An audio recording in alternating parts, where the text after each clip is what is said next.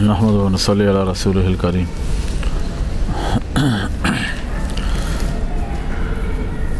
بسم اللہ الرحمن الرحیم۔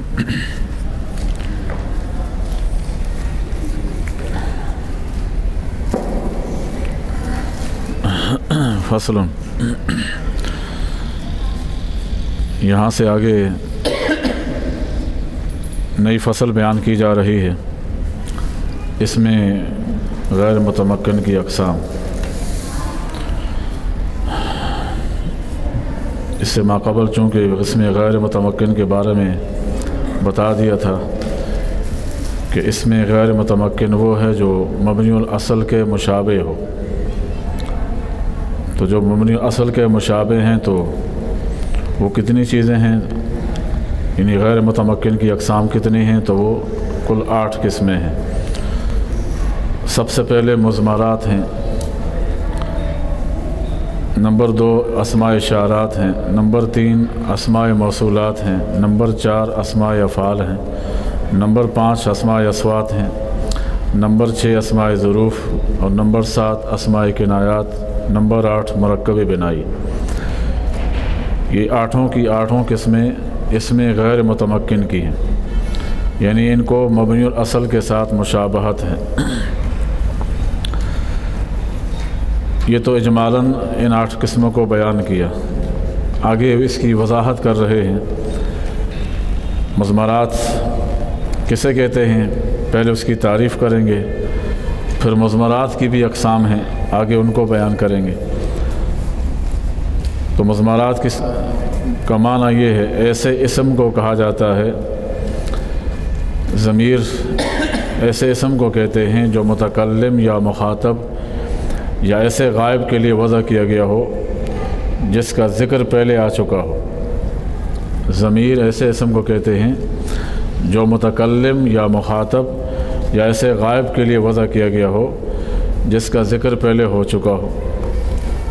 مثال کے طور پر آنا، تو آنا کا معنی ہے میں ایک مرد یا میں ایک عورت۔ تو اس کی طرف اشارہ کرنے کے لیے ضربتو کے جو صیغہ ہے واحد متکلم کا، اس میں جو تاپیش تو جو ضمیر ہے، یہ جو ضمیر متکلم ہے، تو اس کی طرف اشارہ کرنے کے لیے یہ اس تو ضمیر سے مراد وہی وہ والا ہے جو اوپر جس کا ذکر کیا، آنا۔ تو اس میں آنا جو ہے وہ چھپا ہوا ہے، پوشیدہ یہاں ضمیر ہے۔ تو اس کا معنی کیا ہے، ضربتو مارا میں نے، مارا میں نے۔ اسی طرح آگے ایایا کا معنی خاص مجھ کو، ضربنی اس نے مجھے مارا۔ دیکھیں اس تینوں کے اندر متکلم کی طرف اشارہ ہو رہا ہے۔ ضربتو میں جو تو ضمیر ہے اس میں بھی متکلم کی طرف اشارہ ہو رہا ہے، ایایا میں جو یا ضمیر ہے اس کی طرف بھی، اس کے اندر بھی متکلم کی طرف اشارہ ہو جائے، اور ضربانی کے اندر جو یا ہے اس میں بھی متکلم کی طرف اشارہ ہو رہا ہے۔ اسی طرح آگے مثال دے رہے ہیں، لی اس میں یا ضمیر ہے، اس کا معنی میرے لیے، خاص میرے لیے۔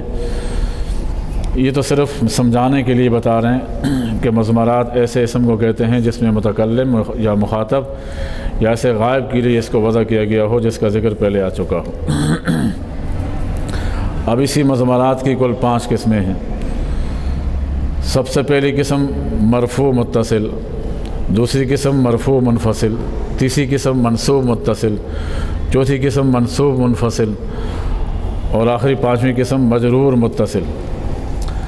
یہ کل 5 قسمیں ہیں: مرفوع متصل، مرفوع منفصل، منصوب متصل، منصوب منفصل اور مجرور متصل۔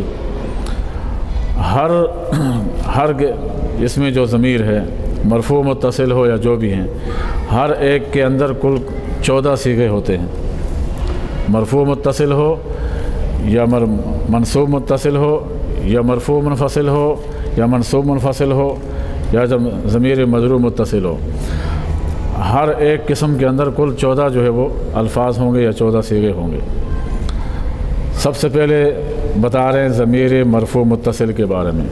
مرفوع متصل کا معنی کیا ہے؟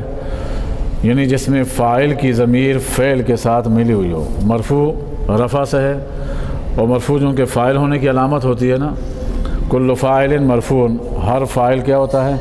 مرفوع ہوتا ہے۔ تو فاعل کی علامت چونکہ مرفوع ہونا ہے، تو اسی لیے جب یہ کہا جائے گا کہ ضمیر مرفوع متصل، تو اس کا معنی کیا ہے کہ فاعل کی وہ ضمیر جو فعل کے ساتھ ملی ہوئی ہو، فاعل کی وہ ضمیر جو فعل کے ساتھ ملی ہوئی ہو۔ اب وہ کون کون سے ضمائر ہیں جو فعل کے ساتھ ملی ہوئی ہیں؟ آگے بتا رہے ہیں۔ ضربت میں تو ضمیر ہے، ضربنا میں نون الف نا ضمیر ہے، ضربتا میں تا ضمیر ہے، ضربتما میں یہ تما ضمیر ہے، یہ تثنیہ کی ہیں۔ ضربتم میں تم ضمیر، ضربتے میں تے ہے، ضربتما میں تما ہے، ضربتم میں تننا ہے، ضربہ میں ہوا ہے، ضربا میں ہما ہے، ضربو میں ہم ضمیر ہے، ضربت میں ہیا ہے، ضربتا میں ہما ہے اور ضربنا میں ہننا ہے۔ دیکھیں یہاں پر پہلے 2 صیغے متکلم کے ہیں، ضربت تو ضربنا۔ ضربت تو مانا میں نے مارا، ضربنا مارا ہم سب نے مارا،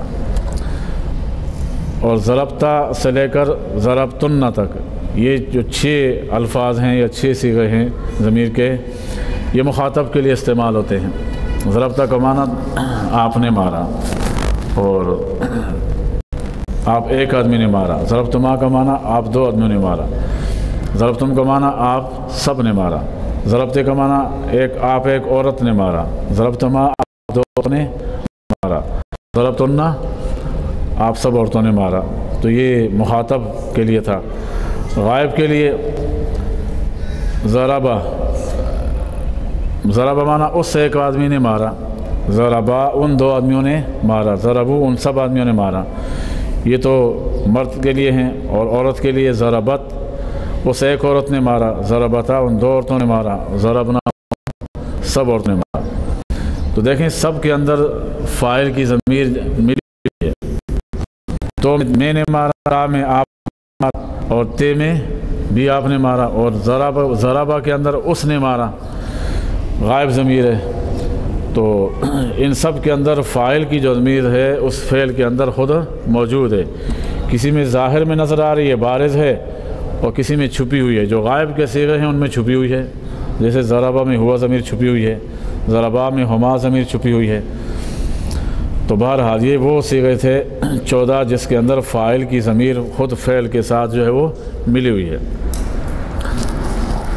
آگے ضمیر مرفوع منفصل، یعنی فاعل کی ضمیر جو فعل سے منفصل ہو، یعنی جدا ہو۔ منفصل ہو معنی جدا ہونا، جیسے انا، نحن، انت، انتما، انتم، انتے، انتما، انتن، ہوا، ہما، ہم، ہی، ہما، ہن۔ انا، نحن یہ وہی ہے بعینہ جو ضربتوں میں تو تھی، اس سے مراد انا ہے۔ ضربنا میں جو نا ہے اس سے مراد یہی نحن ہے۔ اب ان کو چونکہ جب الگ کیا تو اب نا کو الگ تو نہیں پڑھ سکتے، تو جی جب فعل سے اس کو کاٹیں گے، الگ پڑھیں گے، تو پھر اس کی صورت یہ بنے گی انا، نحن۔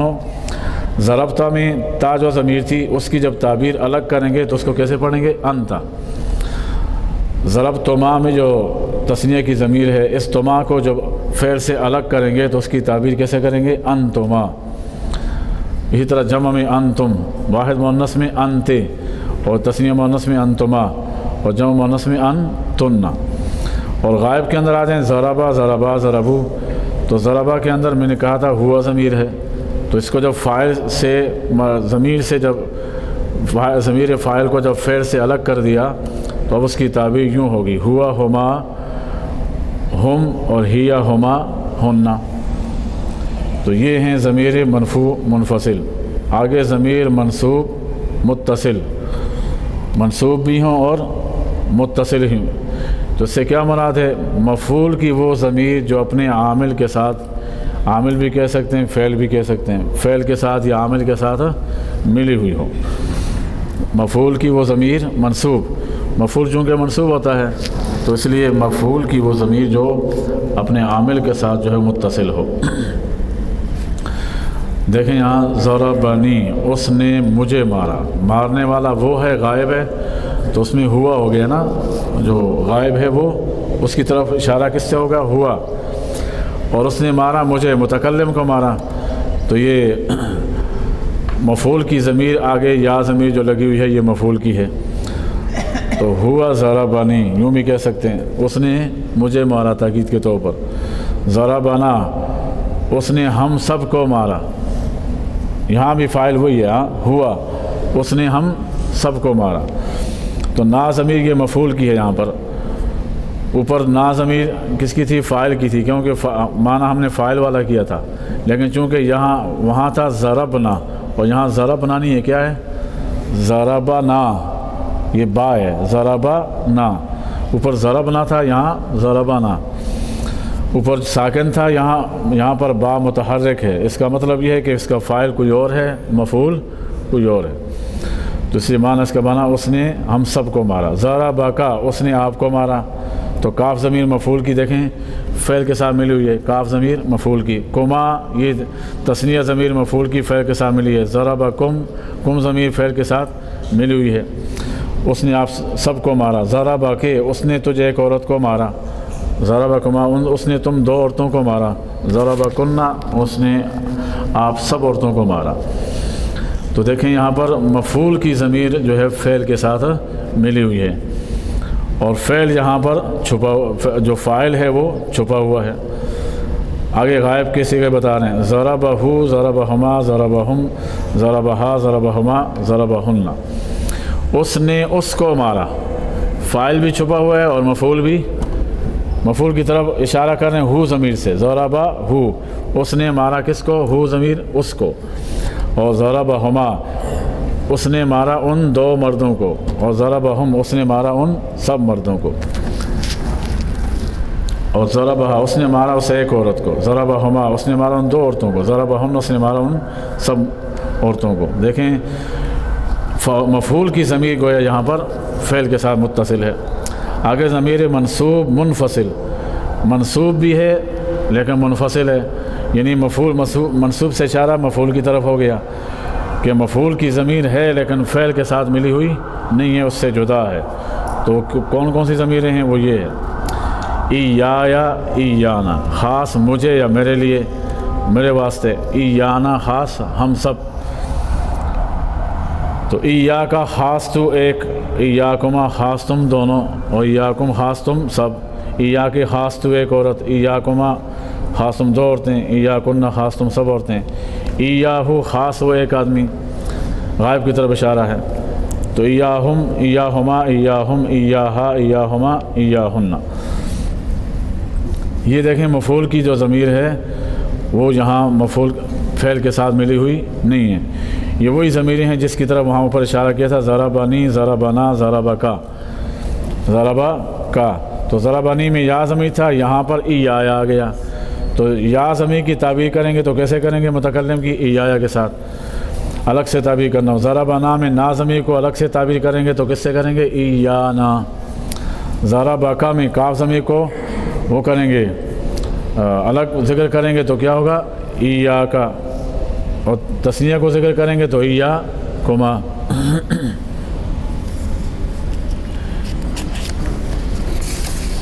یہ چار ضمائر کی اقسام جس میں ہر ایک میں 14 صیغے ہیں۔ آگے ضمیر مجرور متصل ہے۔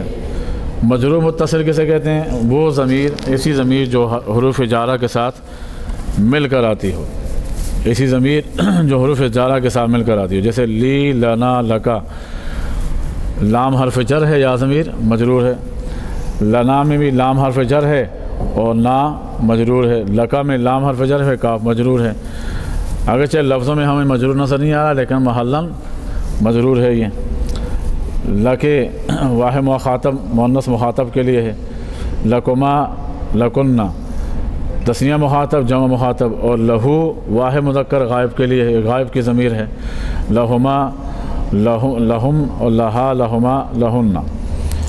تو حرف جر جہاں پر اپنے عامل کے ساتھ ملا ہوا ہو، حرف جر جہاں پر اپنے عامل کے ساتھ ملا ہوا ہو تو ضمیر مجرور متصل ہے۔ وہ ضمیر جو حروف جارہ کے ساتھ، حروف جارہ سے مراد جو کسی لفظ کو جر دینے والے ہوں، کسی اسم کو جر دینے والے ہوں تو وہ ضمائر، تو دیکھیں ان کے ساتھ تمام ضمیروں کے ساتھ حرف جر متصل ہے، ملا ہوا ہے۔ یہ کل 5 ضمیروں کی اقسام تھیں جس میں سے ہر ایک کے 14 صیغے تھے۔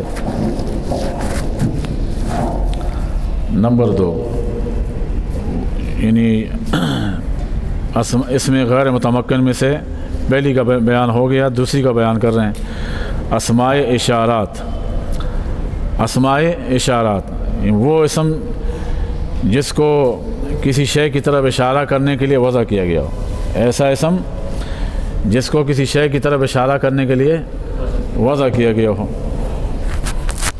پھر اشارہ کی بھی 2 قسمیں اسم اشارہ کی، کبھی قریب کے لیے وضع کیا جاتا ہے، کبھی بعید کے لیے۔ کچھ اسماء اشارات ایسے ہوں جو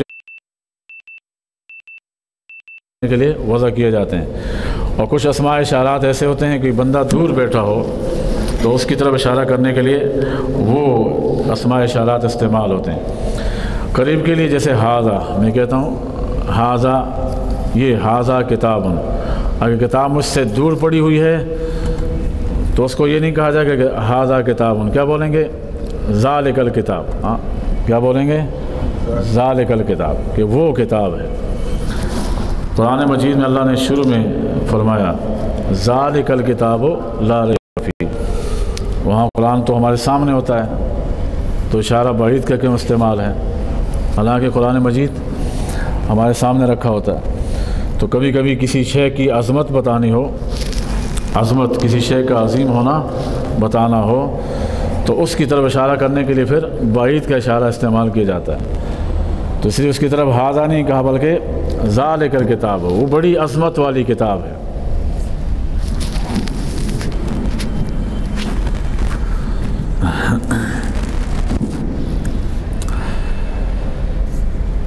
اس میں اشارہ قریب جیسے کون سے الفاظ ہیں قریب کے لیے جو استعمال ہوتے ہیں؟ حاذا، حاذان، حاذا واحد مذکر کے لیے، حاذان تثنیہ مذکر کے لیے، اور حاذین یہ بھی تثنیہ مذکر ہی کے لیے ہے۔ پہلا فاعل کی علامت ہے، دوسرا مفعول کی علامت ہے۔ حاذہ واحد مؤنث کے لیے، ہاتان تثنیہ مؤنث کے لیے، اور ہاتین پہلا فاعل کی طرف اشارہ ہے، دوسرا مفعول کی طرف اشارہ ہے۔ ہؤلاء یہ مذکر مؤنث سب کے لیے استعمال ہوتا ہے، مذکر کے لیے بھی استعمال ہوتا ہے اور مؤنث کے لیے بھی اس کا استعمال ہوتا ہے۔ نمبر 2 اس میں اشارہ بعید۔ بعید کے لیے کون سے اشارات استعمال ہوتے ہیں؟ جیسے ذالکا، یہ واحد مذکر کے لیے، ذالکا واحد مذکر کے لیے، اور اگر تثنیہ مذکر ہو اور غائب ہو، دور ہو، تو دور کی طرف اشارہ کرنا ہو تو اس کے لیے وہ استعمال کرتے ہیں ذانکا، یہ فاعل کی طرف اشارہ کرنے کے لیے، اور زینکا یہ مفعول کی طرف اشارہ کرنے کے لیے، مفعول کی طرف کے لیے۔ تلکا یہ واحد مؤنث کی طرف اشارہ کرنے کے لیے، اور تثنیہ کے لیے تانکا تینکا، تانکا تینکا، یہ تانے کا اشارہ فاعل کی طرف بھی ہو سکتا ہے اور مبتدا کی طرف بھی، اور تانے کا مفعول کی طرف بھی اشارہ ہو سکتا ہے، مفعول کی طرف بھی اشارہ ہو سکتا ہے، یا کوئی کلام میں کسی کی طرف منسوب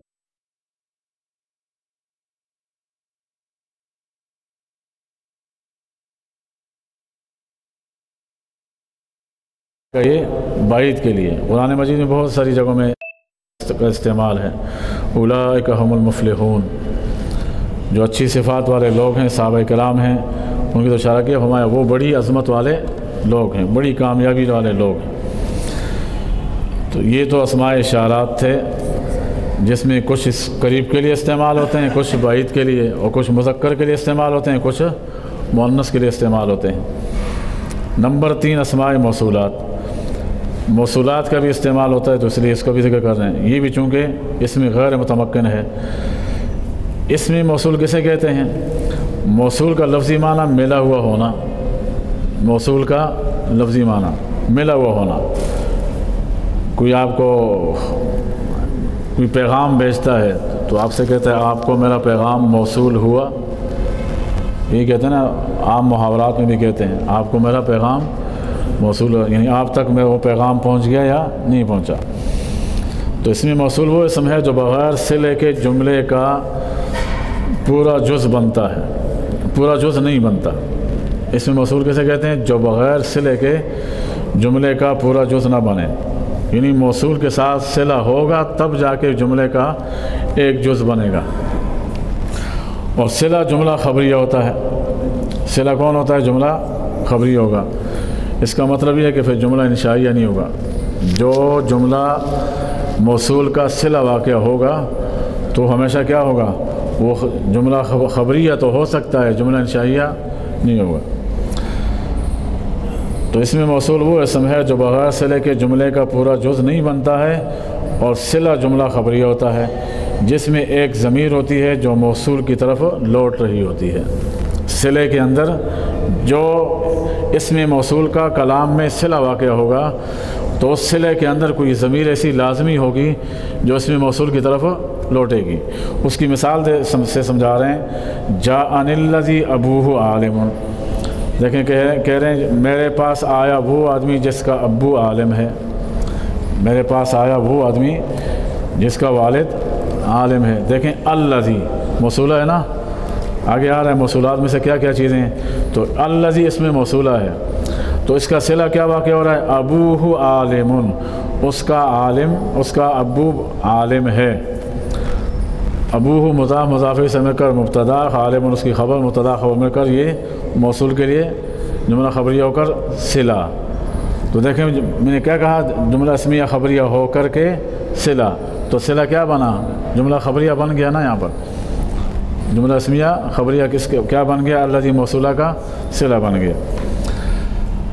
آگے اسماء موصولات کون سے ہیں آگے وہ بیان کر رہے ہیں۔ دیکھیں الذی یہ واحد مذکر کے لیے ہے، اللذان اللذین یہ دونوں تثنیہ مذکر کے لیے استعمال ہوتے ہیں، دونوں تثنیہ مذکر کے لیے، اور اللذین یہ جمع مذکر کے لیے بہت سارا استعمال ہے قرآن مجید میں، اس کا استعمال کثرت سے ہوا۔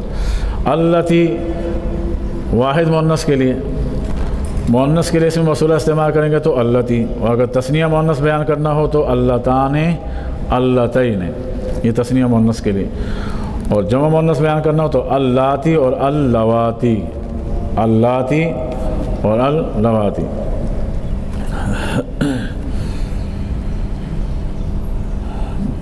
آگے اس کے علاوہ بھی کچھ الفاظ ہیں جو اس میں موصولہ کہلاتے ہیں، آگے ان کو بھی بیان کر رہے ہیں۔ دیکھیں لفظ ما ہے، ما مختلف معنی دیتا ہے، کبھی نفی کے معنی دیتا ہے، نفی کے معنی میں بھی استعمال ہوتا ہے، کبھی یہ فعل پر بھی داخل ہوتا ہے تو پھر اس کو اس وقت یہ کیا کہلائے گا؟ ما نافیہ کہلائے گا۔ اگر فعل پہ داخل ہوگا تو اس کو کیا بولیں گے؟ ما نافیہ کہیں گے۔ جیسے ماضی پہ داخل ہوتا ہے ما ضربہ، اس نے نہیں مارا، ما ضربہ اس نے نہیں مارا۔ تو البتہ کبھی کبھی بغیر اس کے فعل کے بھی اس کا استعمال ہوتا ہے، تو کہتے ہیں ما جو ہے کبھی الذی کے معنی میں ہوتا ہے۔ ہاں ما کس کے معنی میں ہوتا ہے؟ الذی کے معنی میں، اور وہ غیر ذوی العقول کے لیے آتا ہے۔ ما کا استعمال ہوگا الذی کے معنی میں، لیکن آئے گا کس کے لیے؟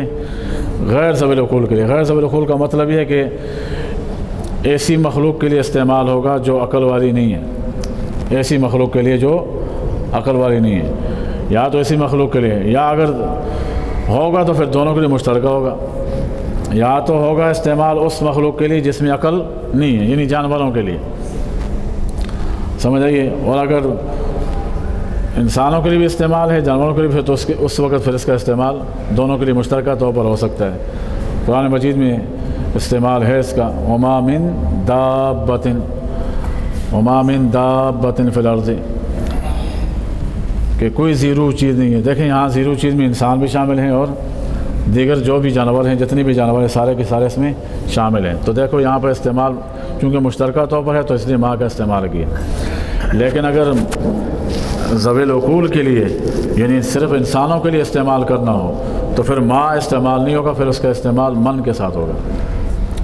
معنی دونوں کا ایک جیسا ہے، ہاں معنی بظاہر دونوں کا ایک جیسا لگتا ہے، لیکن ذوی العقول کے لیے استعمال کریں گے تو ماں کا استعمال من کا استعمال کریں گے۔ للہ ما فی السماوات و ما فی الارض، اللہ ہی کا ہے جو آسمانوں میں ہے جو زمینوں میں ہے۔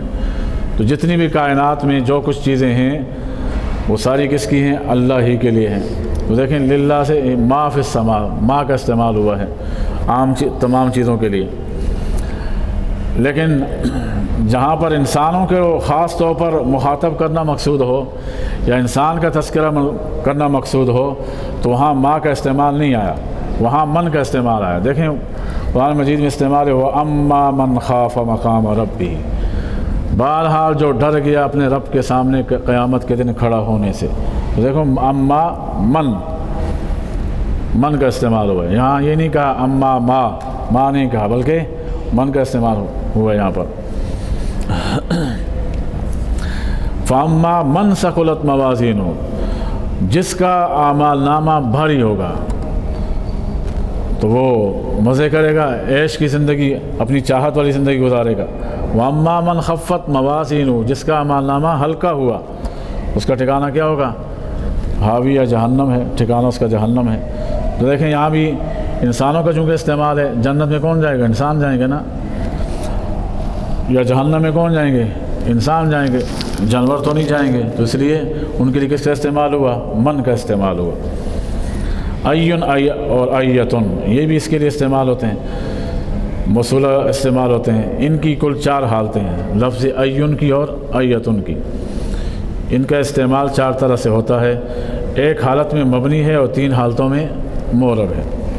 لفظ ایون ایک حالت میں مبنی ہے اور 3 حالتوں میں معرب ہے۔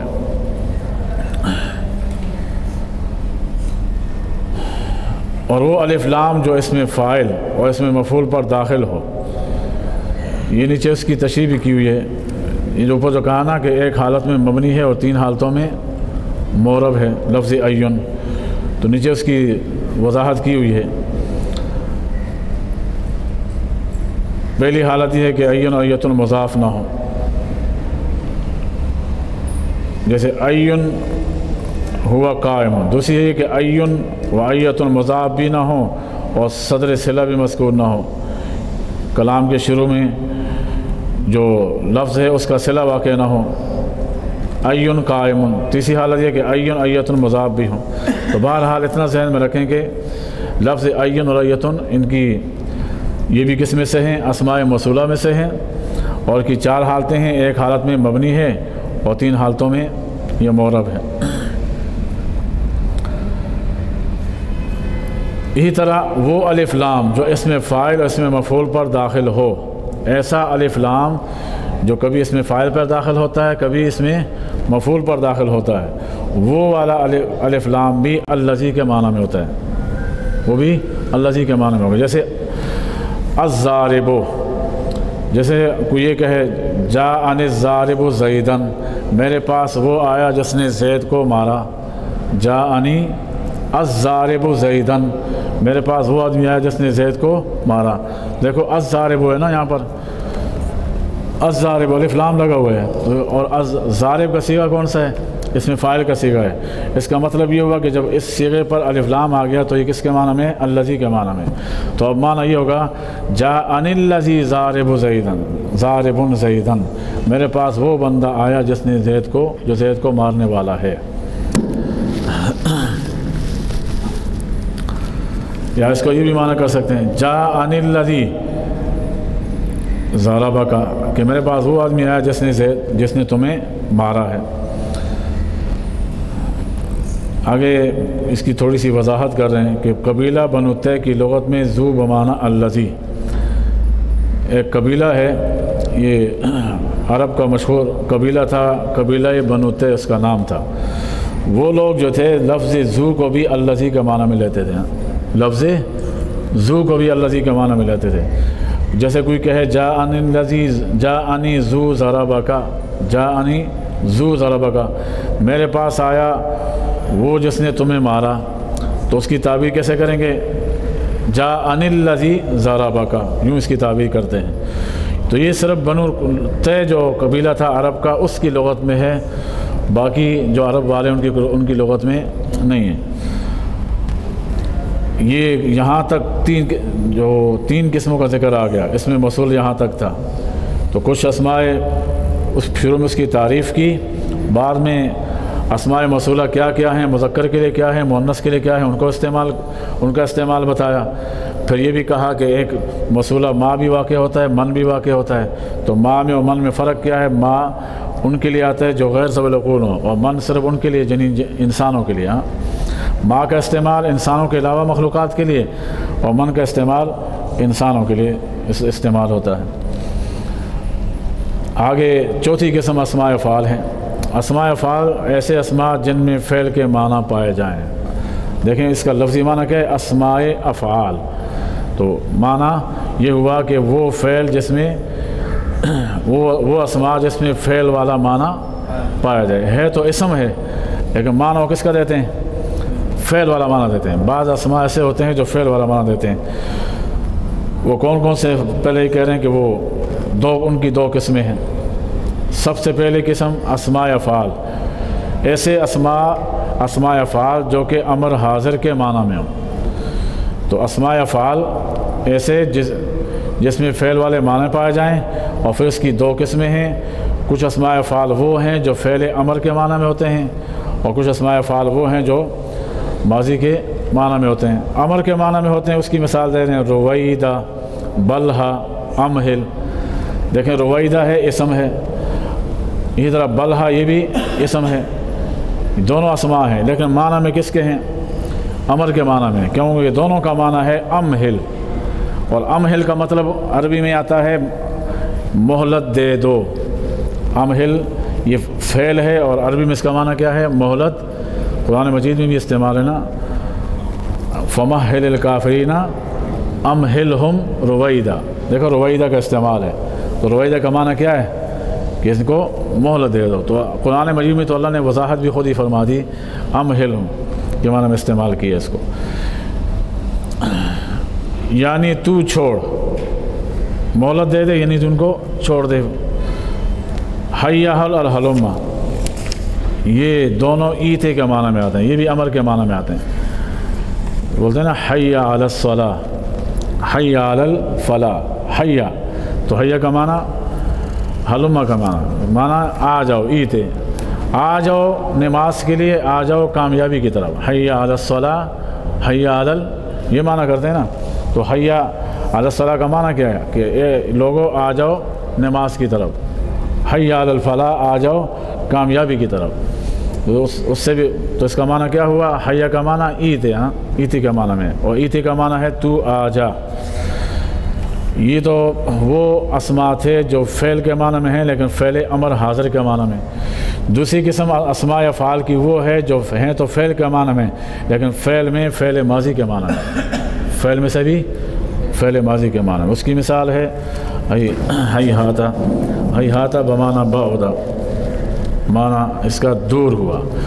قرآن مجید میں استعمال ہوا ہے ہیہاتا، ہیہاتا لما توعدون، بہت بعید ہے وہ جس کا تم سے وعدہ کیا جائے، دور ہے وہ جس کا تم سے وعدہ کیا جائے۔ مطلب کہ تمہاری پہنچ اس تک نہیں ہے، دور ہے، تمہاری پہنچ سے بھی بہت دور ہے۔ تو ہیہاتا کا معنی بعودا یعنی دور ہوا۔ شتانا، شتانا کا معنی یہ بھی ماضی کے معنی دیتا ہے اس میں فعل ہے، لیکن معنی کس کا ہے؟ ماضی والا۔ اس کا معنی ہے افترقہ۔ شتانا ہے اسم بظاہر، لیکن معنی میں کس کے ہے؟ فعل ماضی کے معنی میں ہے، اور اس کا معنی ہے افترقہ یعنی جدا ہوا۔ شتان زیدن کا معنی کیا کریں گے؟ افترق زیدن، یعنی زید جدا ہوا۔ 4 قسمیں یہاں تک مکمل ہوئیں۔ 5ویں قسم اسماء اصوات ہیں۔ اسم غیر متمکن کی 5ویں قسم اسماء اصوات۔ اسماء اصوات وہ اسم جس میں صوت والا معنی ہو، آواز والا معنی ہو۔ اسماء اصوات کا معنی وہ اسم جس میں صوت والا یعنی آواز والا معنی ہو، جیسے اوہ اوہ، کسی کو کھانسی لگ جائے تو کیا کرتا ہے؟ اوہ اوہ کے الفاظ نکلتے ہیں اس کی زبان سے۔ کوئی قابل تکلیف چیز دیکھ لی یا درد محسوس ہوا تو کیا بولا؟ اف، ہاں، اس طرح کے الفاظ نکالتے ہیں۔ عرب والے لوگ استعمال کرتے ہیں بخ بخ، بخ کا معنی اونٹ کو بٹھانے کے لیے یہ الفاظ استعمال کیے جاتے ہیں، اونٹ کو بٹھانے کے لیے۔ تو دیکھو یہ خاص قسم کی آوازیں دیتے ہیں نا، یہ وہی سمجھ سکتے ہیں جن کے ہاں ان کی زبان میں ان الفاظ کی وضع ہے۔ ہاں، جس معنی میں انہوں نے اس کو وضع کیا ہے اسی معنی میں کیا ہوتے ہیں پھر ان کا استعمال ہوتا ہے۔ تو ان کو اس لیے اس کو کیا کہا جائے گا؟ اسماء اصوات۔ نمبر 6 اسماء ظروف۔ اسماء ظروف، ظروف جمع ہے ظرف کی۔ ظرف کا لفظی معنی تو برتن ہے، مراد وہ چیز جس میں کوئی چیز ڈالی جائے۔ ظرف کا معنی جس میں کوئی چیز ڈالی جائے۔ تو چونکہ ہم نے اسماء ظروف کہا ہے تو پھر اسماء ظروف کی 2 قسمیں ہیں، ایک ظرف زمان ہے، دوسرا ظرف مکان ہے۔ ظرف زمان وہ اسم ہے جو کسی وقت پر دلالت کرے۔ ظرف زمان کا معنی وہ اسم جو کسی وقت پر دلالت کرے۔ مثال ہے از کا معنی جس وقت، یا اذا کا معنی جب۔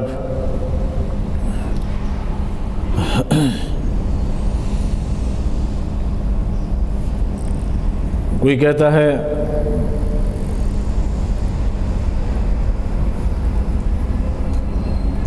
داؤد اتیتو کا اس دعوتانی، اتیتو کا اس دعوتانی، میں تمہارے پاس آؤں گا جس وقت تم مجھے بلاؤ گے۔ میں تمہارے پاس آؤں گا جس وقت تم مجھے بلاؤ گے۔ دیکھو یہاں پر اس کس کے معنی میں؟ جس وقت کے معنی میں۔ اسی طرح اذا کا استعمال تو کثرت سے قرآن مجید میں استعمال ہوا۔ اذا السماء انشقت، جب آسمان پھٹ جائے گا، تو اذا جو ہے جب کے معنی میں ہے، یہ بھی وقت کے لیے ہے۔ متی الساعة، قیامت کب آئے گی؟ تو کس وقت، متا کا معنی کس وقت، تو یہ بھی کس پہ دلالت کر رہا ہے؟ وقت پر دلالت کر رہا ہے۔ کیفا، کیا حال ہے، یعنی کیسا حال ہے۔ ایانا یوم الدین، کافر لوگ پوچھتے تھے ایانا یوم الدین، قیامت کے دن کب آئے گا؟ تو ایانا یہ بھی کس کے معنی میں؟ کب، ہاں، کس وقت۔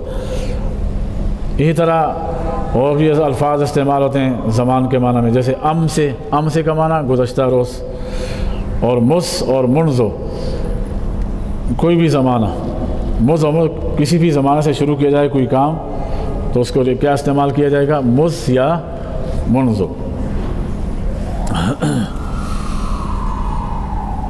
اتیتو کا مصطلعت الشمس، میں یہ مثال استعمال کر رہا ہوں۔ اتیتو کا مصطلعت الشمس، کہ میں تمہارے پاس آیا جب کہ سورج طلوع ہوا، جب سورج طلوع ہوا۔ یہ تو جو اسماء ظروف میں سے 2 قسمیں تھیں، اس میں سے پہلی قسم ظرف زمان تھا۔ تو ظرف زمان وہ جو کسی وقت پر دلالت کرے، اس کے لیے یہ الفاظ استعمال کیے جاتے ہیں کلام عرب میں۔ از، اذا، متا، کیفا، ایانا، امسے، مز، منذ، قطو، اوزو۔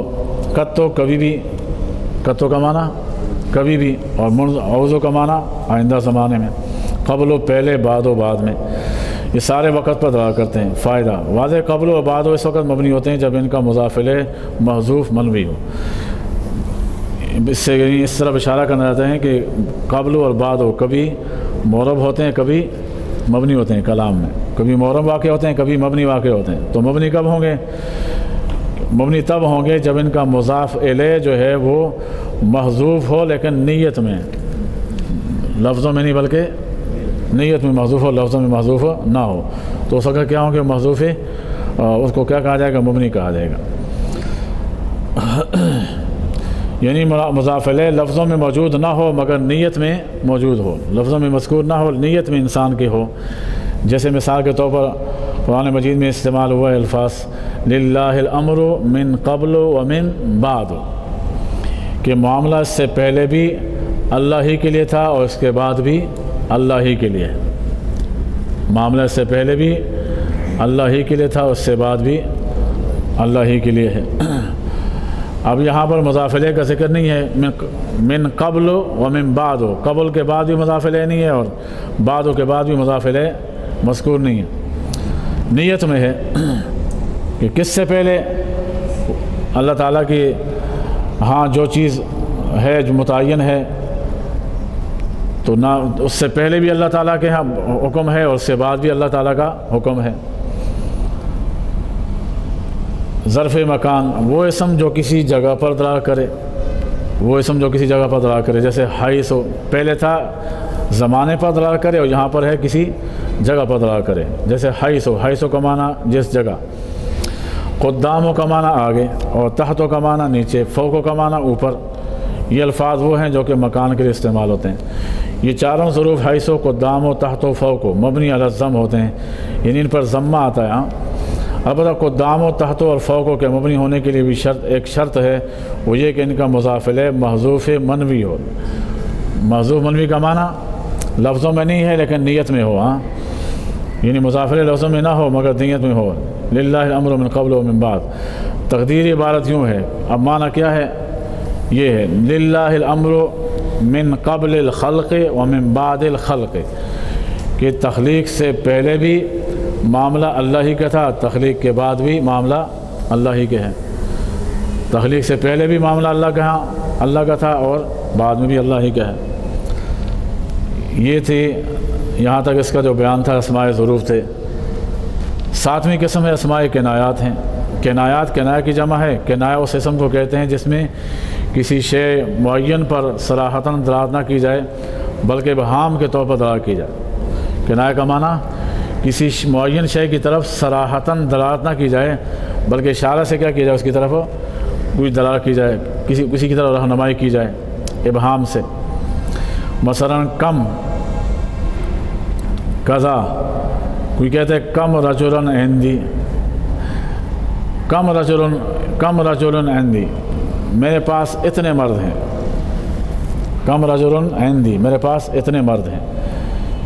یا عندی قضا و قضا درہمن، میرے پاس رجلن، عندی قضا و قضا رجلن، میرے پاس اتنے آدمی ہیں. تو دیکھیں اب اتنے آدمی ہیں سے مراد کتنے ہیں، تو جس کی طرف وہ اشارہ کرے گا وہ مراد ہوگا. تو کم جو ہے یہ کنایہ کی طرف اشارہ کرنے کے لیے، یعنی اشارہ کے لیے استعمال ہوتا ہے. کوئی کہتا ہے عندی قضا درہمن، میرے پاس اتنے درہم ہیں، وہ کتنے ہیں جو بتائے گا وہ مراد ہے. تو اسماء کنایات کا مطلب ہے کنایہ ایسے اسم کو کہتے ہیں جو کسی شے معین پر صراحتاً دلالت نہ کرے بلکہ بطور ابہام کے دلالت کرے. کنایہ کبھی عدد سے ہوتا ہے جیسے کم اور قضا، یہ عدد سے کنایہ ہے. اور کنایہ کبھی کبھی بات چیت سے ہوتا ہے، بات چیت میں بھی کنایہ ہوتا ہے. مثلا آپ کہتے ہیں قلت لہو زیتا و زیتا، قلت لہو کیتا و زیتا، میں نے اس کو ایسا ویسا کہا. اب ایسا ویسا کیا کہا وہ متکلم جانتا ہے. سمعت کیتا و کیتا، میں نے ایسا سنا، میں نے فلاں سے اشارہ نہیں، صرف اشارہ کیا. وہ کیا سنا ہے وہ تو متکلم جانتا ہے لیکن صراحتاً بتانا مقصود نہیں ہے، کنایتاً بتانا مقصود ہے. یہ 7 قسمیں ہوئیں. 8ویں قسم ہے مرکب بنائی. اس کا ذکر پیچھے آ چکا تھا، جس میں 2 اسموں کو ملا کر ایک کیا گیا ہو اور دوسرا اسم اپنے ضمن میں کسی حرف کو لیا ہوا. یہ اس کی مثال تھی. احد عشرہ احد و عشرن تھا. یہ یہاں تک 8 قسمیں ہو گئیں. یہ وہ اقسام ہیں جو اس میں غیر متمکن کی اقسام ہیں جو عمومی اصل کے ساتھ مشابہت رکھتی ہیں. آگے الگ فصل ہے. اسم عموم اور خصوص کے اعتبار سے 2 قسم ہے. اسم کبھی معرفہ ہوتا ہے اور کبھی نکرہ ہوتا ہے.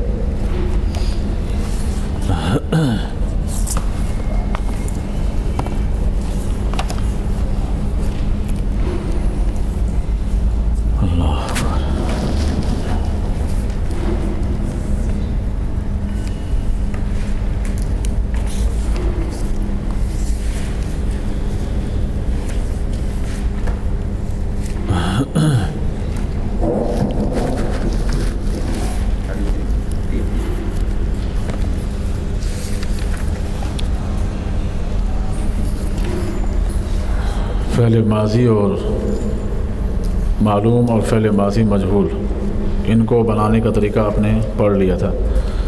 آگے فعل مضارع معلوم کیسے بنتا ہے اس کا طریقہ بیان کر رہے ہیں۔ فعل مضارع معلوم یضرب و یضربان جو پوری گردان ہے، کہتے ہیں یضرب و تضرب و اضرب و نضرب و، یہ 4 صیغے ہیں تو 5 ہیں، 2 ایک جیسے ہیں اس لیے اس کو ذکر نہیں کیا۔ واحد مؤنث غائب اور واحد مذکر مخاطب، یہ دونوں ایک جیسے تھے تو اس لیے ایک کو ذکر کیا، دوسرے کو چھوڑ دیا۔ یہ جو ہمارا 5 صیغے ہیں، ان 5 کو ضربہ سے بنایا ہے، 5 کو ضربہ سے بنایا۔ کس طرح کہ ضربہ فعل ماضی تھا، جب ہم نے چاہا کہ مضارع معلوم بنائیں تو حروف عتین جو 4 حرف ہیں الف تا یا نون، ان 4 حرفوں میں سے ہم نے جو یا تھی وہ اس کے شروع میں لے آئے۔ فعل مضارع بنانے کے لیے ضربہ کے شروع میں کیا لائے؟ حروف عتین میں سے یا لایا۔ یہ 4 حرف ہیں، اس کو مضارعات کی علامت بھی کہا جاتا ہے۔ حروف فعل مضارع کی علامت کتنی ہے؟ یہ 4 حرف ہیں، الف تا یا نون۔ تو ضربہ سے یضرب ہم نے کیسے بنایا؟ تو شروع میں حروف عتین میں سے یا لگا دی، یا مفتوحہ لگا دی، اور جو فا کلمہ تھا یعنی ضربہ میں ذات جو تھا نا فا کلمہ، اس کو ساکن کر دیا، کیونکہ اگر دونوں مفتوح ہوں گے تو پھر پڑھنا مشکل ہو جائے گا نا، تو اس لیے جو فا کلمہ جو ذات تھا اس کو ساکن کر دیا، اور جو تیسری جگہ جو آگے عین کلمہ جو را تھا اس کو کیا کیا؟ کسرہ دیا، آخر کے ماقبل کو کسرہ دیا، آخر کے مابل یعنی را کو کسرہ دے دیا، اور پھر کے آخر میں جو بات ربا کے آخر میں جو بات اس کو ضمہ اعرابی دے دیا۔ کیا دیا؟ ضمہ اعرابی کا معنی کیا؟ یہ جو مورب کی علامت ہے، ضمہ اعرابی مورب کی علامت ہے۔ آپ نے پیچھے پڑھ لیا ہے کہ فعل مضارع میں صرف 2 صیغے مبنی ہیں، باقی سارا مورب ہے۔ جمع مؤنث کے صیغے مبنی ہیں اور باقی صیغے جتنے ہیں 12 صیغے وہ مورب ہیں، تو اس لیے آخر میں ضمہ اعرابی دیا۔ تو ضربہ سے کیا بن گیا؟ یضربو، شروع میں یا مفتوحہ لگائی، جو ذات تھا اس کو ساکن کر کے آگے آخر سے ما قبل یعنی عین کلمے پر جو را ہے اس کو کسرہ دیا، اور آخر میں ضمہ اعرابی جو مورب ہونے کی پہچان علامت ہے اس کو آخر میں لگا دیا، تو ضربہ سے کیا بن گیا؟ یضربو، تضربو، اضربو، نضربو۔ یضربان جو ہے تثنیہ کا صیغہ، یضربو یضربان یضربون، تضربو تضربان یضربنا، تو یضربان کو کس سے بنایا؟ پھر اس کو یضربو سے بنایا۔ باقی پہلا جو صیغہ ہے نا مفرد کا، وہ سارے کس سے بنے؟ وہ سارے اس سے بنے، ضربہ سے بنے، لیکن مضارع کے جو دیگر صیغے ہیں تثنیہ کے جمع کے، وہ ان کو مضارع مفرد کے صیغے سے بنایا گیا ہے۔ تو یضربان کو یضربو سے کیسے بنایا؟ کہتے ہیں علامت الف علامت تثنیہ، الف علامت تثنیہ اور ضمیر فاعل وہ آخر میں نون مکسورہ کے ساتھ لے آیا، آخر میں نون مکسورہ کے ساتھ لے آئے۔ کس کے عوض میں؟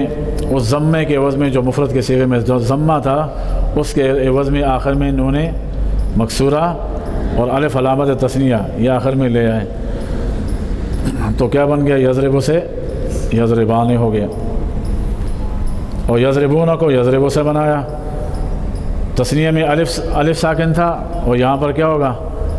نون واو ساکن ہوگی جو علامت جمع مذکر کی ہے، تو واو ساکنہ علامت جمع مذکر، واو ساکنہ علامت جمع مذکر،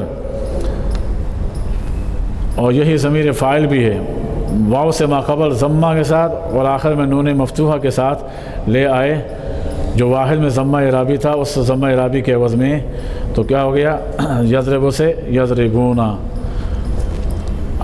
ہم نے کیا کیا؟ آخر میں واو ساکن ماقبل کے ضمہ کے ساتھ اور نون مفتوحہ ضمہ اعرابی کے عوض میں آخر میں لے آئے، تو یضربو سے یضربونا ہو گیا۔ مخاطب کے صیغے واحد مؤنث غائب کا صیغہ اور تثنیہ مؤنث غائب وہ کیسے بنے اس کا طریقہ بتا رہے ہیں۔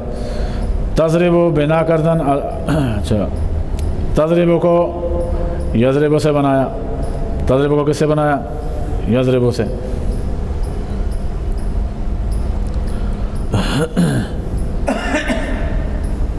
وہ تو آسان ہے، یا کے بجائے تا لگا دی بس، ہاں واحد کے صیغے میں، مؤنث کے صیغے میں یا کے بجائے تا لگا دی تو یضرب سے تضرب بن گیا۔ اب تضربان کو پھر تضرب سے بنایا، اور بالکل اسی طرح تبدیلی کی کہ علامت تثنیہ اور ضمیر فاعل، علامت تثنیہ اور ضمیر فاعل، اور آخر میں نون مکسورہ ضمہ اعرابی کے عوض میں آخر میں لے آئے تو تضرب سے کیا بن گیا؟ تضربان۔ تضرب و تضربان شد۔ یضربنا را تضرب بنا کردن، یضربنا کو تضرب سے بنایا۔ کس طرح بنایا؟ نون مفتوحہ علامت جمع مؤنث، آخر میں جو یضربنا میں نون ہے، یہ نون مفتوحہ جمع مؤنث کی علامت بھی ہے اور ضمیر فاعل بھی ہے، ما قبل کے سکون کے ساتھ، یعنی با کو ساکن کر کے آخر میں لے آئے، تارا بیا بدل کردہ، اور جو شروع میں تا تھی اس کو کس سے بدلا؟ یا سے، ہاں شروع میں تا تھی اس کو یا سے بدلا، تو تضرب سے کیا بن گیا؟ یضربنا۔ آگے بنا آسان ہے، تضربان تضربون را واحد از خود بنا کرنا، تضربان تضربون کو تضرب سے بنایا، اور یضربان یضربون کی طرح بالکل بنایا گیا۔ آگے ہے تضربین واحد مؤنث مخاطب، اس کو تضرب سے بنایا، یا ساکن علامت تانیث، تضربینہ میں نون سے پہلے یا ساکن ہے نا، یہ یا ساکنہ علامت تانیث بھی ہے اور یہی ضمیر فاعل بھی ہے، اور ما قبل کے کسرہ کے ساتھ، چونکہ یا ما قبل کسرہ چاہتی ہے، اور آخر میں نون مفتوحہ اس ضمہ اعرابی کے عوض میں آخر میں لے آئے تو تضرب سے کیا بن گیا؟ تضربینہ۔ آگے تضربان را کو تضربینہ سے بنایا، یا ساکن علامت تانیث کو حذف کر دیا، واحد مؤنث کی جو علامت تھی، اسی جگہ پر الف تانیث الف علامت تثنیہ لے آئے، اور ضمیر فاعل ما قبل کے فتح کے ساتھ اور آخر میں نون مکسورہ لے آئے تو تضربینہ سے تضربان ہوا۔ تضربنا جمع مؤنث مخاطب کے صیغے کو تضربینہ سے بنایا، جو واحد مؤنث کا نون تھا اس کو حذف کر کے جمع مؤنث کا نون مفتوحہ لگا دیا، صحیح ہے، اور جو یا ساکنہ تھی اس کو بھی کیا کیا؟ حذف کر کے ماقبل کو ساکن کیا، تو تضربینہ سے کیا بن گیا؟ تضربنا۔ آگے مضارع مجہول کی بنا ہے، یضرب یضربان یضربون، فعل مضارع مجہول کو بنایا ہم نے فعل مضارع معلوم سے، صرف ایک تبدیلی کی ہے، یضرب واحد مذکر غائب فعل مضارع معلوم کا صیغہ تھا، جب ہم نے چاہا مجہول بنا دیں تو شروع میں جو یا پر فتح ہے اس کو ضمے سے بدل دیا تو کیا بن گیا؟ مجہول بن گیا، یضرب سے یضرب بن گیا۔ آگے قانون ہے اسی سے متعلق، در ہر مضارع مجہول حرف اول ضمہ، جو بھی مضارع مجہول ہوگا اس کے پہلے حرف کو ضمہ دیں گے، آخر کے ماقبل کو فتحہ دیں گے وجوبی طور پر، بشرطہ کہ پہلے سے ضمہ یا فتحہ نہ ہو۔ اگر وہاں کسی جگہ پر پہلے سے فتحہ یا ضمہ ہو تو وہاں پر اس کو تبدیلی کرنے کی کوئی ضرورت نہیں ہے۔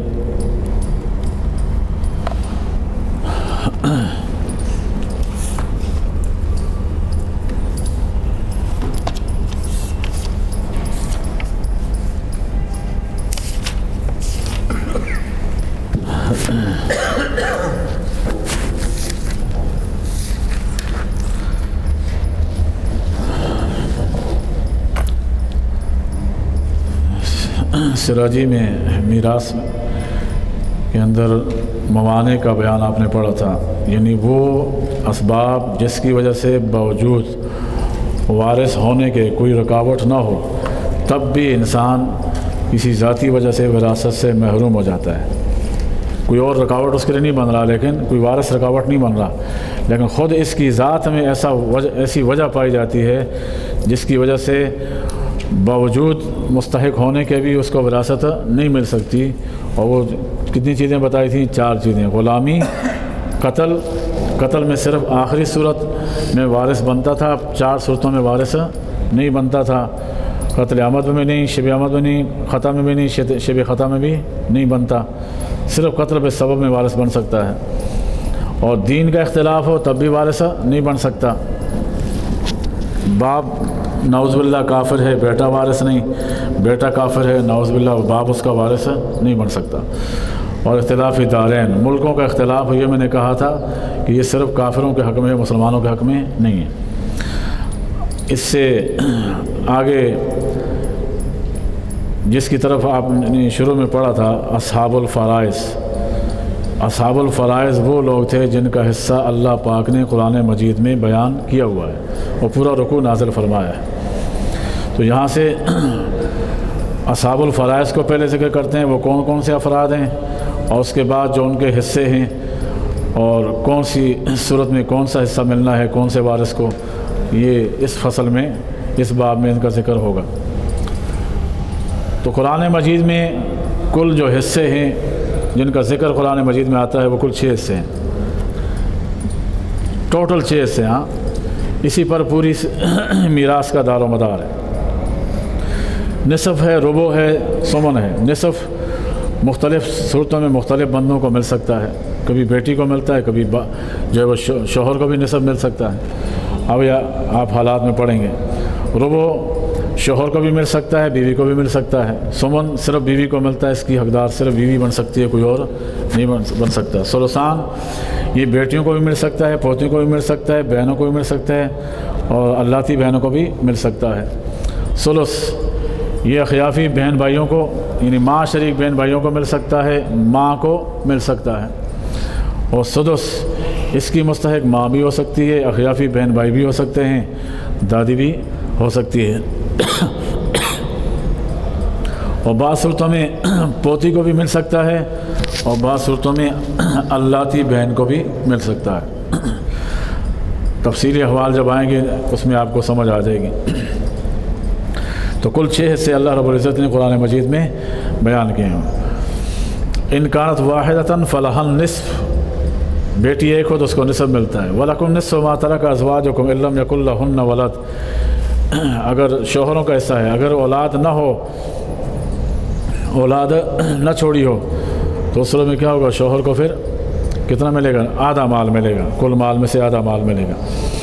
بیوی نے اولاد نہیں چھوڑی تو شوہر کو مال میں اس کی وراثت میں سے آدھا حصہ ملے گا۔ ربع وَلَهُنَّ رُبُعُ مِمَّا تَرَكْتُمْ إِن لَّمْ يَكُن لَّكُمْ وَلَدٌ، بیویوں کو چوتھا حصہ ملے گا اگر تم نے اولاد نہیں چھوڑی، یعنی شوہر کی اولاد نہیں تھی، مر گیا، تو بیوی کو کیا ملے گا؟ پھر کل مال کا چوتھائی حصہ ملے گا، ٹوٹل مال کا چوتھائی حصہ ملے گا۔ اور یہ چوتھائی حصہ شوہر کو بھی ملتا ہے بعض صورتوں میں۔ فَإِن لَّمْ يَكُن لَّهُنَّ وَلَدٌ فَإِن كَانَ لَكُمْ وَلَدٌ نہیں، آگے ہے وَلَكُمْ نِصْفُ مَا تَرَكَ أَزْوَاجُكُمْ إِن لَّمْ يَكُن لَّهُنَّ وَلَدٌ فَإِن كَانَ لَهُنَّ وَلَدٌ فَلَكُمُ الرُّبُعُ، آگے فرمایا اگر ان کی اولاد ہو، بیویوں کی، إِن كَانَ لَهُنَّ وَلَدٌ، اگر بیویوں کی اولاد ہو تو پھر تمہیں کیا ملے گا؟ اے شوہروں، پھر تمہیں ربع ملے گا، پھر تمہیں نصف نہیں ملے گا۔ تو یہ ربع کا بیان بھی ہوگا، نصف کا بھی بیان ہوا۔ آگے ثلثان کا بیان، ثلثان میں نے کہا تھا بیٹیوں کو بھی مل سکتا ہے، پوتیوں کو بھی مل سکتا ہے، حقیقی بہنوں کو بھی مل سکتا ہے۔ ان کانت واحدۃ فلہا النصف، اگر بیٹی ایک ہو تو عورت ایک ہو تو اس کو نصف ملتا ہے۔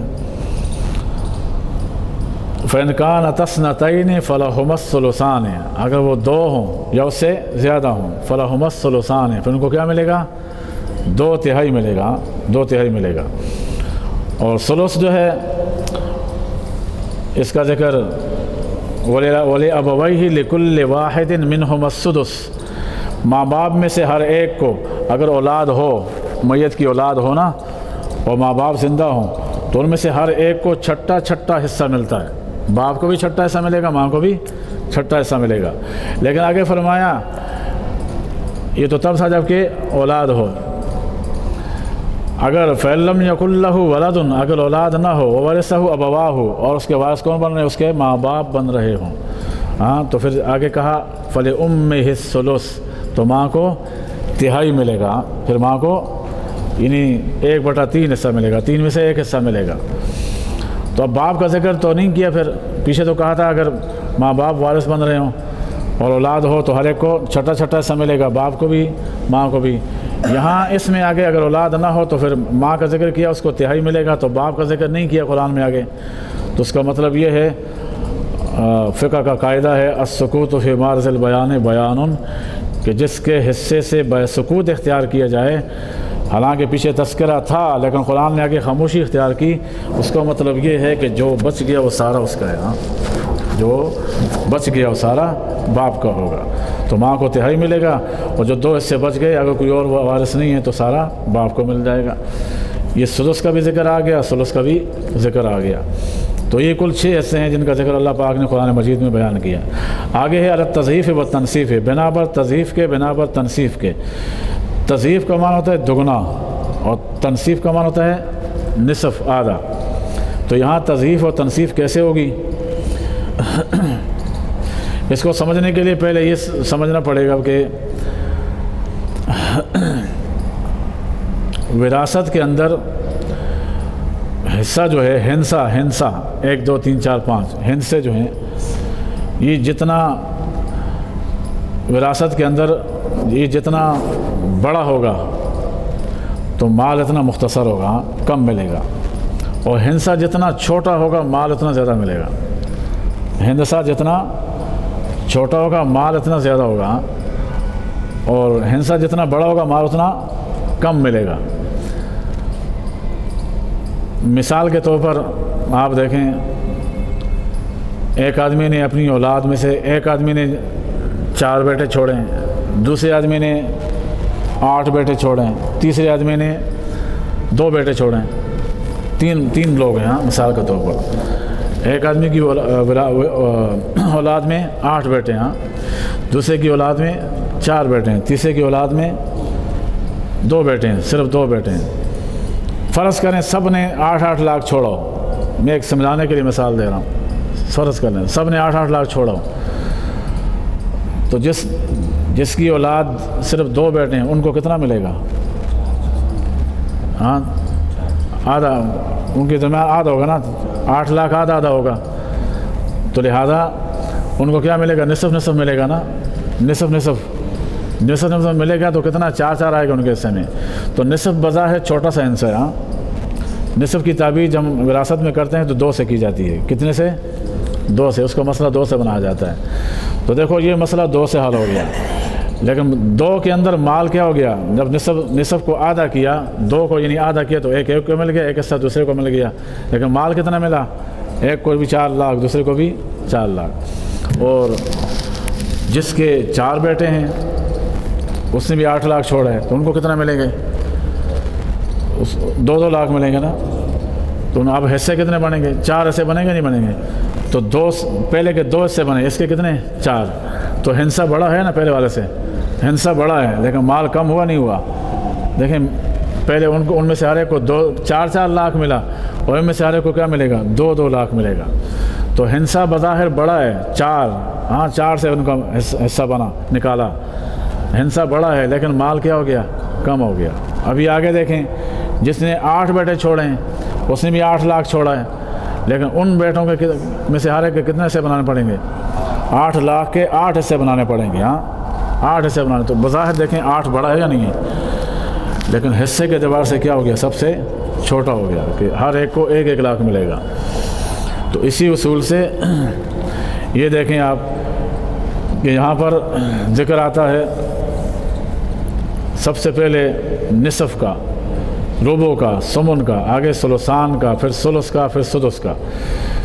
علماء نے اس کی تقسیم کو آسان بنانے کے لیے اس کو 2 قسموں میں تقسیم کیا ہے، 2 قسموں میں ان 6 حصوں کو تقسیم کیا۔ پہلی قسم کو میں شامل کیا نصف، ربع، ثمن کو، اور دوسری قسم میں شامل کیا ثلثان، ثلث اور سدس کو۔ پہلی قسم میں نصف، ربع، ثمن، اور دوسری میں ثلثان، ثلث اور سدس۔ تو اب تضعیف کیسے ہوگا؟ میں نے ابھی پہلے بتا دیا، وضاحت کر دی۔ نصف جو ہے، تضعیف کا معنی دگنا، تو نصف یہ دگنا ہے ربع کا، نصف دگنا ہے کس کا؟ ربع کا، یعنی نصف ڈبل ہے کس کا؟ ربع کا، اور ربع ڈبل بنتا ہے ثمن کا۔ میں نے ابھی بتایا، آپ کو وضاحت کی ہے کہ جس ایک نے 2 بیٹے چھوڑے، دوسرے نے 4 بیٹے چھوڑے، تیسرے نے 8 بیٹے چھوڑے، تو لہذا جس کو نصف ملا اس کے حصے میں کتنے آئے؟ 4 لاکھ آئے، نہیں آئے؟ اور 4 لاکھ جو ہے وہ جس کے حصہ 4 سے نکالا اس کو 2 لاکھ ملے نا، تو 4 2 کا ڈبل ہے یا نہیں ہے؟ تو حقیقت میں نصف جو ہے وہ کیا ہو گیا؟ ربع کا ڈبل ہو گیا، کیونکہ نصف میں 4 حصے آئے اور ربع میں 2 حصے آئے اور سمن میں 1 حصہ آیا ہے نا، 1 لاکھ آیا۔ تو نصف دگنا ہے کس کا؟ ربع کا، کیونکہ نصف میں 4 لاکھ ہیں اور ربع میں 2 لاکھ ہیں، تو 4 لاکھ 2 لاکھ کا ڈبل ہو گیا نہیں؟ ہو گیا۔ تو اور ربع جو ہے یہ دگنا ہے کس کا؟ سمن کا، کیونکہ ربع میں کتنے لاکھ ہیں؟ 2 لاکھ ہیں نا، ربع میں 2 لاکھ ہیں اور سمن میں 1 لاکھ آ گیا، تو لہذا ربع دگنا ہے کس کا؟ سمن کا۔ تو یہ ہو گیا تضعیف کہ نصف دگنا ہے ربع کا، ربع دگنا ہے سمن کا۔ اور تنصیف کیا ہے؟ اسی کو ریورس کر دیں، پیچھے چلے جائیں، یہ تنصیف ہو جائے گا کہ سمن نصف ہے ربع کا، کیونکہ سمن جیسے 2 حصے ملا کر 1 ربع بنے گا نا، 1 لاکھ جیسے 2 لاکھ ملائیں گے تو تب کیا ہوگا؟ ربع کے برابر ہوگا، تو لہذا سمن نصف ہوا ربع کا اور ربع نصف ہوا نصف کا، کیونکہ ربع جیسے 2 ملائیں گے تو 1 نصف بنے گا، 4 لاکھ تب بنیں گے جب 2 جمع کریں گے تو 4 لاکھ بنیں گے، تو اس لیے سمن نصف ہوا ربع کا اور ربع نصف ہوا نصف کا۔ آگے بھی اسی طرح بالکل ثلثان دگنا ہے ثلث کا، کیونکہ ثلث میں 1 ثلث آتا ہے اور ثلثان میں 2 ثلث آتے ہیں۔ ہاں، مثال کے طور پر 6 لاکھ ہوں، کتنے؟ 6 لاکھ، ایک کے پاس ایک نے 6 بیٹے چھوڑے، دوسرے نے 3 بیٹے چھوڑے اور تیسرے نے مثال کے طور پر 1 بیٹا چھوڑا، اور کے ساتھ کوئی اور بھی ہو، تو ثلثان کیا بنے گا؟ ڈبل بنے گا، دگنا بنے گا کس کا؟ ثلث کا، اور ثلث دگنا بنے گا کس کا؟ سدس کا، کیونکہ ثلثان میں 2 ثلث آئیں گے اور ثلث میں تو 1 ہی ثلث ہے، اور ثلث دگنا بنے گا سدس کا، کیونکہ جب 6 میں سے آپ ثلث نکالیں گے تو کتنے بنے گا؟ 2۔ 6 کا ثلث تہائی کتنا ہوتا ہے؟ 2 ہوتا ہے نا، اور 6 کا سدس کتنا ہے؟ وہ 1 ہے، تو سدس جیسے 2 ملائیں گے تو تب ثلث بنے گا، اور ثلث جیسے 2 ملائیں گے تو تب ثلثان بنے گا۔ سدس چھٹا ایسا 2 ملائیں گے تو کیا بنے گا؟ 1 تہائی بنے گا، کیونکہ 6 میں سے چھٹا حصہ 1 بنتا ہے اور 6 میں سے 1 تہائی کتنا بنتا ہے؟ 2 بنتا ہے، تو 2 کو 2 میں جمع کرو تو 4 بن گیا، تو وہ کیا ہو گیا؟ ثلثان ہو گیا، تو کتنا ہو جائے گا؟ ثلثان۔ تو لہذا ثلثان دگنا ہوا ثلث کا، ثلث دگنا ہوا سدس کا، اور اس کو پیچھے لے آئیں تو وہ نصف ہو جائے گا کہ سدس نصف ہے ثلث کا اور ثلث نصف ہے ثلثان کا۔ اس کو لینے والے کل 12 افراد ہیں، میں نے آپ کو اس دن گنوائے تھے۔ 4 مرد ہیں، یہاں ذکر کیا ہوا ہے باپ، جد صحیح یعنی دادا، اور دادا سے مراد باپ کا باپ۔ جد اصل میں عربی میں چونکہ نانا کو بھی کہا جاتا ہے اور دادا کو بھی کہا جاتا ہے، دونوں پہ اس کا اطلاق ہوتا ہے، لیکن جو وارث بنتا ہے وہ کون ہوتا ہے؟ وہ باپ کا باپ وارث ہوتا ہے، اس لیے اس کی تشریح کر دی کہ وہ ہوا ابو الاب، کہ وہ باپ کا باپ ہے، وہ نالا، اس سے اوپر دادا، پردادا، سکر دادا۔ یہ 2 ہو گئے۔ تیسرا اخ لام یعنی اخیافی بھائی، اخ الام نہیں پڑھیں گے، معنی غلط ہو جائے گا، اخ لام پڑھا جائے گا کہ ماں شریک بھائی، ماں شریک بھائی، ایک یہ ہے، اور زوج، تو 4 مرد ہو گئے، وہ سامان من النساء 8 عورتیں ہو گئیں۔ وہ کون کون ہیں؟ زوجہ، بیٹی، بنت الابن پوتی، پوتیوں کے نیچے وہ انصفرت، پھر آگے نیچے والی اس میں آ جاتی ہیں، پوتی نہ ہو پڑپوتی، پڑپوتی نہ ہو سکر پوتی، لکڑ پوتی وغیرہ۔ تو زوجہ، بیٹی، پوتی 3، اور نمبر 4 اخت لاب و ام، حقیقی بہن، اخت لاب اللاتی بہن یعنی باپ شریک بہن، والاخت لام اور ماں شریک بہن، والام ماں والدہ، والجدۃ الصحیحہ اور جدہ صحیحہ۔ جدہ صحیحہ کا معنی، جدہ کا اطلاق بھی چونکہ دادی پر بھی ہوتا ہے، نانی پر بھی ہوتا ہے، تو یہاں دادی بھی وارث بنتی ہے، نانی بھی وارث بنتی ہے، دادی بھی بنتی ہے، نانی بھی بنتی ہے۔ تو عورتیں 8 ہو گئیں اور مرد کتنے؟ 4 ہیں۔ لیکن تعجب کی بات یہ ہے سارا مرد ہڑپ کر جاتے ہیں، عورتوں کو پوچھتے نہیں ہیں، حالانکہ عورتیں زیادہ ہیں نا، عورتیں 8 ہیں جن کو حصہ ملنا چاہیے، اور مرد جو ہے 4 ہیں۔ تو لوگ نہ بیٹیوں کو پوچھتے ہیں نہ بہنوں کو پوچھتے ہیں، اور اگر لاتی بہن ہو تو اس کو تو کوئی پوچھتا ہی نہیں ہے. باپ شریک بہن نکل آئے اس کو تو کوئی گھاسری نہیں ڈالتا, نہ ماں شریک کو کوئی گھاس ڈالتا ہے.